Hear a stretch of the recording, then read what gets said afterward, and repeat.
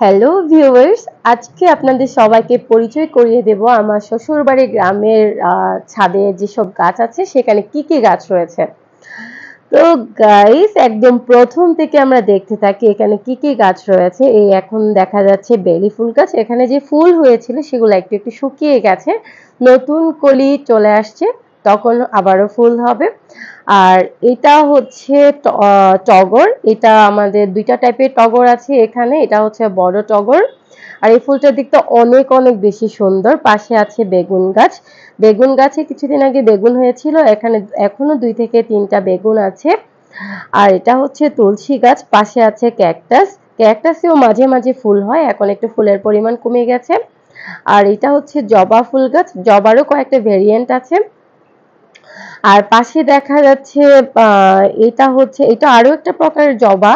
এখানে প্রায় 4 থেকে 5 রকমের জবা আছে। তারপর মেহেদি পাতার গাছও রয়েছে, সেটা অলরেডি দেখালাম। আর এটাও আরেক প্রকারের জবা। আর এটা হচ্ছে ডালিম। এখান থেকে আমি তো এখানে বউ হয়ে এসেছি, বেশি দিন হয়নি, তাই আমার একবারই ডালিম খাওয়া হয়ে গেছে। বাট হচ্ছে আমার শ্বশুর বলেছে, আমি শ্বশুরের মুখে শুনেছি তারা অলরেডি 4 থেকে 5 বার ডালিম এখান থেকে খেয়ে ফেলেছে। আর এটা হচ্ছে কাঠগোলাপ। কাঠগোলাপেরও 2টা ভেরিয়েন্ট আছে। 2টা ভেরিয়েন্টের মধ্যে আমার কাছে যেটা হোয়াইটের ভিতরে একটু ইয়েলোইশ ভাব আছে সেটা আমার বেশি পছন্দ। আর এটা হচ্ছে পেয়ারা গাছ। পেয়ারা গাছে কিছুদিন আগে বেশ পেয়ারা হয়েছিল, সব খাওয়া শেষ হয়ে গেছে। আর এটা হচ্ছে নয়নতারা। নয়নতারার মধ্যেও এখানে বেশ কয়েকটা ভেরিয়েন্ট আছে। এটা হচ্ছে লেবু গাছ। লেবু গাছে অনেক অনেক লেবু হয়েছে। আর এইটা কি গাছ আমিও এটা হচ্ছে বড়ই গাছ। এই বড়ই গাছ থেকে আমি কয়েকটা কুল ছিঁড়েছিলাম, তোমাদের সাথে সেই ভিডিও শেয়ার করেছিলাম। এটা হচ্ছে আম গাছ। এই আম গাছের আম তো ম্যাক্সিমাম আমিই খেয়েছি, হয়তো বা এমনটাই হয়েছে। তবে এই আম গাছের সুবিধা হচ্ছে এখানে প্রায় 6 মান্থই আম ধরে, 12 মাসের মধ্যে।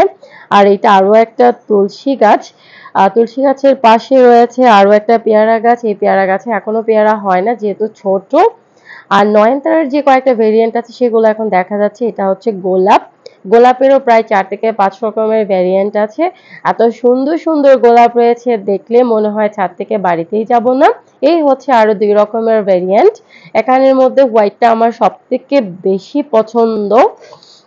আর এটা হচ্ছে শিম গাছ। শিম এখনো হয়নি, একটু একটু ফুল হয়েছে। এটা কমলা গাছ, চাইনিজ একটা কমলা। এটা খুব টক খেতে, কিন্তু আমার তো টক ভীষণ পছন্দ, তাই আমার কাছে খুব ভালো লাগে, কিন্তু অনেকের কাছে কমলা মানে মিষ্টি।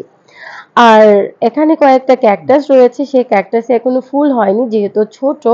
আর নয়নতারার যে ভ্যারিয়েন্টের কথা আমি বলেছিলাম সেই ভ্যারিয়েন্ট গুলো এখন দেখতে পাচ্ছ। আর